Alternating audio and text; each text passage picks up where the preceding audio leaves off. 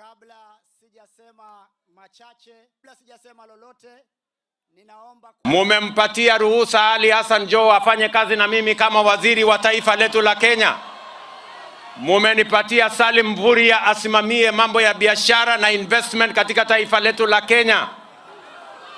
Hawa wangwana wawili kutoka Pwani, mimi niko na imani kwao.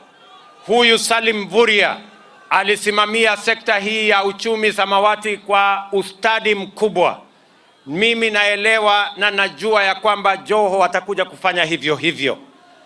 Pia sasa nimempatia huyu Salim Mvurya majukumu ya kusimamia mambo ya biashara, mambo ya industrialization ama viwanda na mambo ya investment katika taifa letu la Kenya. As we speak, development cannot move without movement of politics. Hawa watu wote, Your Excellency, tunaomba zile kesi za wale walikuwa wameshikwa kiholela kwa sababu wanaandamana. Be true to your word and I know that you will do it. Drop those cases za wale ambao kwamba walioko pale. Nilimwamini rais wetu kutoka mwanzo na mpaka sasa bado namuamini na naendelea kumuunga mkono.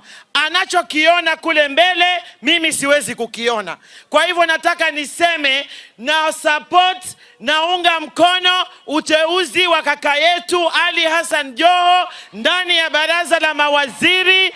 Naunga mkono uteuzi wa kaka yetu kakangu Salim Mvurya ndani ya baraza la mawaziri, na mimi msihofu, mimi nipo.